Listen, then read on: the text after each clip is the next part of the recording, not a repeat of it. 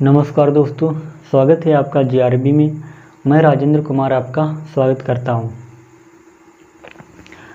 आज दोस्तों हम प्राचीन इतिहास को शुरू करेंगे और प्राचीन इतिहास को हम कुछ इस प्रकार पढ़ेंगे कि आपकी एक इतिहास के प्रति समझ विकसित हो सके।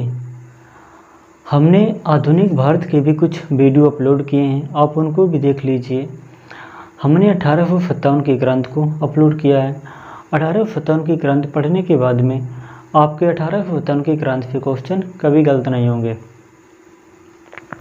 तो चलिए दोस्तों, हम बात करते हैं प्राचीन इतिहास में। हम पढ़ेंगे सिंधु घाटी की सभ्यता।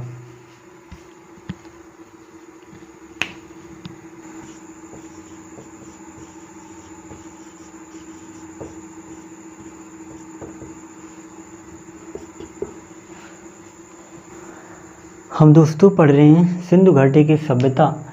सिंधु घाटी सभ्यता के शुरू होने से पहले आप कुछ पॉइंटों को जान लें।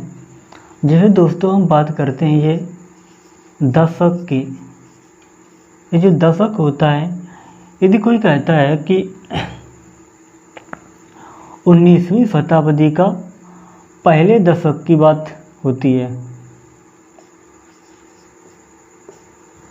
जब दोस्तों 19वीं शताब्दी की पहले दशक की बात होगी तो सन चल रहा होगा उस समय 1800, और जो दशक बोलते हैं उस समय 1801, 1801 से लेकर के 1802, 1803, 1804, 1805 ये शब्द चल रहे होंगे, सॉरी ये क्रम चल रहा होगा। तो दोस्तों आपको शताब्दी और दशक समझ में आ गया होगा। अब दोस्तों हम अपने मुद्दे पर करते हैं बात। 19वीं शताब्दी तक लोगों में यह धारणा थी कि सिंधु घाटी की सभ्यता भारत की सबसे प्राचीन सभ्यता है। 19वीं शताब्दी का मतलब है जब सन 1800 चल रहा होगा, उस समय तक लोग यही जानते थे कि जो भारत की सबसे प्राचीन सभ्यता है वह सिंधु घाटी की सभ्यता है।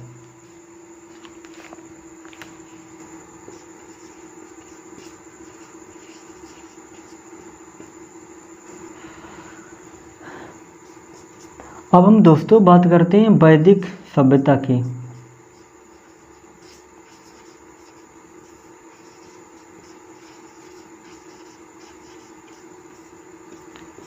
ये जो दोस्तों वैदिक सभ्यता है, वैदिक सभ्यता के बारे में हमें जानकारी केवल साहित्यिक स्रोतों के माध्यम से मिली है।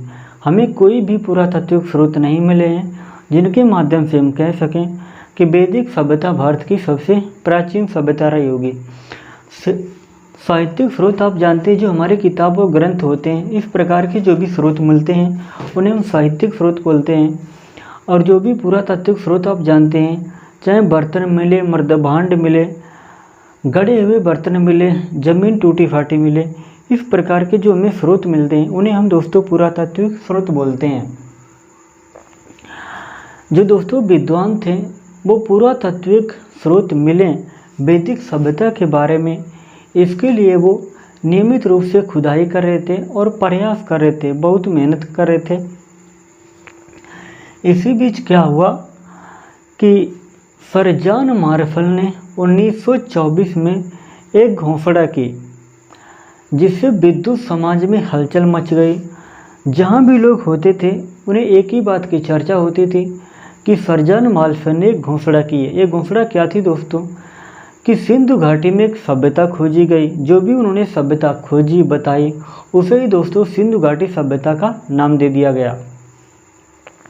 आप ये दोस्तों डेट याद रखें, सन 1924 की सर जॉन मार्शल ने किस तिथि को सिंधु घाटी सभ्यता के बारे में बताया था।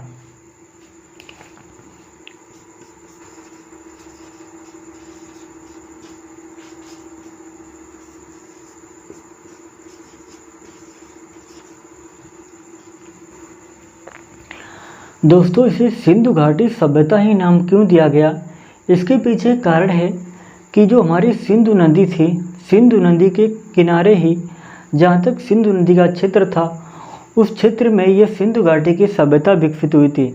इसकी जो सहायक नदियाँ थी सिंधु नदी की, उस नदियों के किनारे भी सिंधु घाटी की सभ्यता विकसित हुई, इसीलिए इसे सिंधु घाटी सभ्यता का नाम दिया गया है। हम सिंधु सभ्यता की सहायक नदियों को भी देख लेते हैं।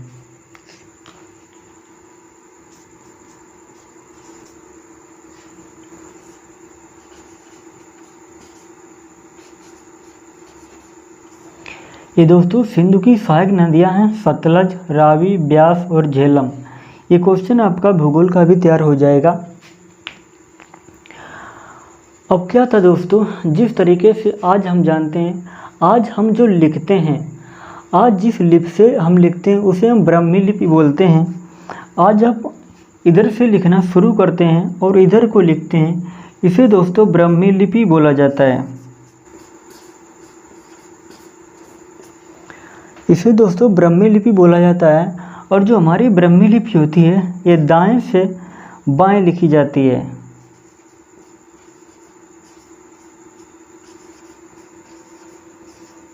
क्योंकि आप जान रहे हैं हम इधर से लिखना शुरू कर रहे हैं और इधर को लिख रहे हैं, इसलिए दोस्तों इसे हम दाएं से बाएं बोलते हैं ब्राह्मी लिपि को।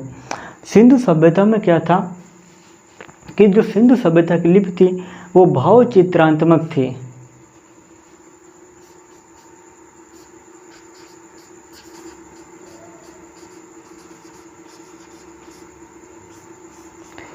ये दोस्तों भाव चित्रात्मक लिपि क्या थी, इसे देखा तो मैंने भी नहीं है, बस अपने गुरुओं से सीखा है और किताबों से पढ़ा है कि सिंधु सभ्यता की लिपि भाव चित्रात्मक थी, इसे आप याद रखें।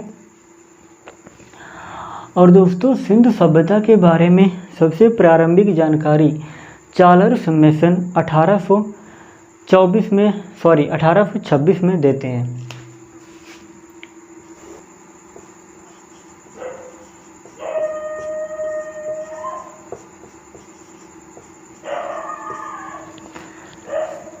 चार्ल्स मेसन देते हैं। इसके बाद दोस्तों हम देखते हैं कि जो भारत का पुरातत्व विभाग था उसके जनक थे जनरल कनिंघम। उन्होंने हड़प्पा सभ्यता की 2 बार खुदाई करवाई और सर्वेक्षण किया। जो भी उन्हें महत्वपूर्ण वस्तुएं प्राप्त हुई उस समय ब्रिटिश सरकार के सामने पेश की।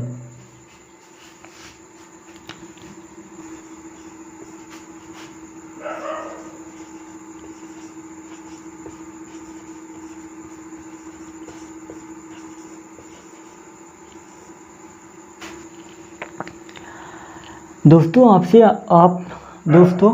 आपका यहाँ से क्वेश्चन ये तैयार हो जाएगा कि पुरातत्व विभाग का जनक किसे माना जाता है, तो आप बताएंगे जनरल कनिंघम को माना जाता है।